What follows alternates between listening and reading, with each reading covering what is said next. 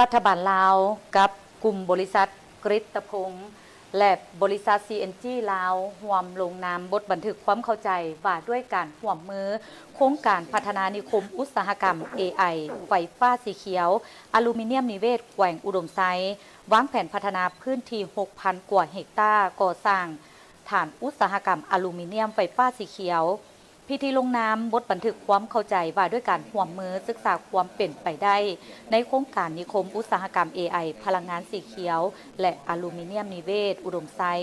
ระหว่างกระทรวงอุตสาหกรรมและการค้ากับบริษัทกฤตพงษ์กรุ๊ปจำกัดและบริษัท CNG และบริษัท CGN Energy Technology ลาวจำกัดได้จัดขึ้นในเมื่อวานนี้ 16 มีนาคม 2026 ที่นครหลวงเวียงจันทร์ภายใต้การเป็นสักขีพยานร่วมของทานมาลัยทองกรมสิทธิ์รัฐมนตรีกระทรวงอุตสาหกรรมและการค้าและทานนางฝางหงเอกอัครราชทูตวิสามัญผู้มีอำนาจเต็มแห่งสาธารณรัฐประชาชนจีนประจำสาธารณรัฐประชาธิปไตยประชาชนลาว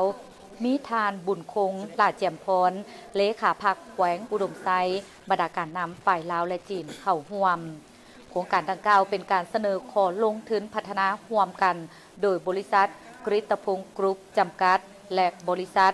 CGN Energy Technology ลาวจำกัดโดยวางแผนพัฒนาพื้นที่รวมประมาณ 1,000 กว่าเฮกตาร์มีเป้าหมายร่วมกันกับบริษัทกวางซีการลงทุนกรุ๊ปจำกัดหรือกวางโถกรุ๊ปในฐานะผู้ลงทุนอุตสาหกรรมหลักก่อสร้างฐานอุตสาหกรรมอลูมิเนียมไฟฟ้าสีเขียวโดยใช้อลูมิเนียมไฟฟ้า500,000 ต้นประกอบกับพลังงานสะอาด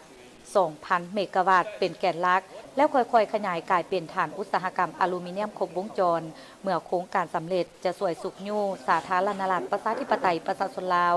ให้ก้าวข้ามผ่านทางประวัติศาสตร์จากเศรษฐกิจส่งออกทรัพยากรไปสู่เศรษฐกิจการผลิตอุตสาหกรรมสีเขียวโดยถือเอาข้อได้เปรียบของพลังงานสะอาดของลาวเพื่อสุกยู่การผลิตสีเขียวให้ผสมผสานร่วมกับปัญญาประดิษฐ์ซึ่งถือเป็นการค้นคว้าที่เป็นประโยชน์ในการเสริมขยายการร่วมมือ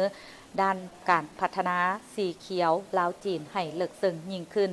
โอกาสเดียวกันนี้ก็ได้มีพิธีเปิดป้ายสถาบันค้นคว้ามาตรฐานแหล่งพลังงานสะอาดลาวตื่มอี